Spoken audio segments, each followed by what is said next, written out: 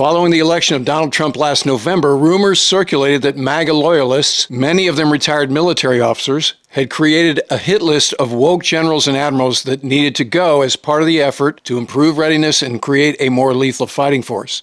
Those rumors have now been substantiated. President Trump has just fired Air Force General C.Q. Brown as chairman of the Joint Chiefs of Staff.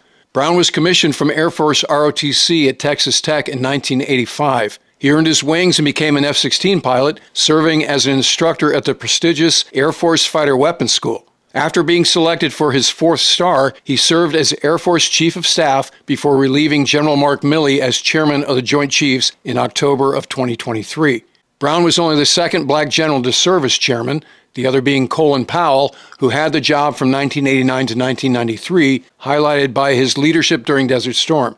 Brown's public support of Black Lives Matter after the death of George Floyd had made him a target in the administration's war against wokeism in the military. At the time he was fired, he had 2 more years left in his tenure as chairman of the Joint Chiefs. General Brown has been replaced by retired Lieutenant General Dan Rasin Caine, which is an unorthodox choice for several reasons. The first being that he's coming out of retirement to assume the role of the Pentagon's senior military officer. Lieutenant General Caine was commissioned as an Air Force Second Lieutenant at VMI in 1990 and became an F-16 pilot, flying combat sorties during the Iraq War and earning the Distinguished Flying Cross as well as 2 Bronze Stars. Once he made general, he served in various positions in the Pentagon, including several that involved special ops and other classified special access programs. His final job before he retired as a 3-star in 2004 was Associate Director for Military Affairs at the CIA.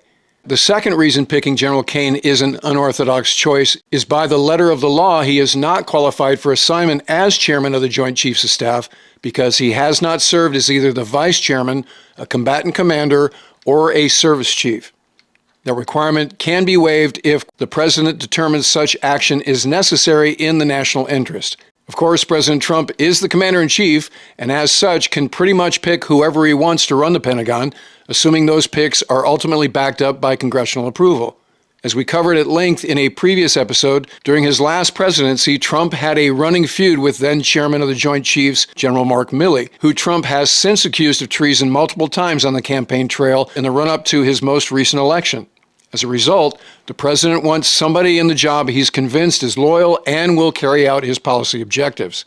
In a Truth Social post on the subject, Trump wrote, "Today I am honored to announce that I am nominating Air Force General Dan Rasin Caine to be the next chairman. General Caine is an accomplished pilot, national security expert, successful entrepreneur, and a warfighter with significant interagency and special operations experience. During my first term, Rasin was instrumental in the complete annihilation of the ISIS caliphate. It was done in record-setting time, a matter of weeks. Many so-called military geniuses said it would take years to defeat ISIS. General Caine, on the other hand, said it could be done quickly, and he delivered." Also fired along with General Brown was Navy Admiral Lisa Franchetti, who was serving as the Chief of Naval Operations, the first female to hold that position, and the Vice Chief of Staff of the Air Force, General Jim Slife. Franchetti was commissioned through Naval ROTC at Northwestern University in 1985.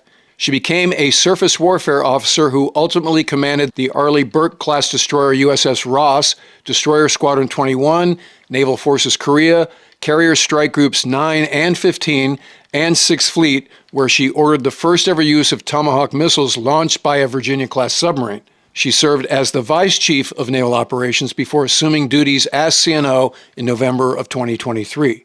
It's unclear what Admiral Franchetti did specifically that landed her on the woke list. She had been mentioned in the months leading to the election as someone who needed to go during a podcast appearance by now Secretary of Defense Pete Hegseth because she had included the subject of diversity in some of her public remarks as CNO. General Slife was commissioned through Air Force ROTC at Auburn University in 1989. After being promoted to general, he led the Air Force Special Operations Command before becoming the service's Vice Chief of Staff in September of 2023. Slife has been accused by critics of lowering training standards at AFSOC under the auspices of DEI. Specifically, against the advice of instructors, he pushed the first female Air Force Special Tactics officer trainee through the program after she failed the course and quit multiple times. In this series of firings, Trump is also replacing the Judge Advocates General for the Army, Navy, and Air Force. None of this is necessarily a surprise. Hegseth has publicly criticized Brown and Franchetti in the past. First of all, you've got to fire the chairman of the Joint Chiefs, Hegseth said in November on the Sean Ryan Show podcast, shortly before Trump picked him to lead the Pentagon. But any general that was involved, general, admiral, whatever, that was involved in any of the DEI woke shit has got to go. Either you're in it for warfighting and that's it. That's the only litmus test we care about. Trump had already fired one uniformed leader, Coast Guard Commandant Admiral Linda Fagan, within hours after taking office on January 20th. The Coast Guard is a military service, but falls under the Department of Homeland Security. Additional firings are likely, and we'll bring you that information as it becomes available. So if you're not already a subscriber, become one so you don't miss anything. And in the meantime, I look forward to talking to you again very soon.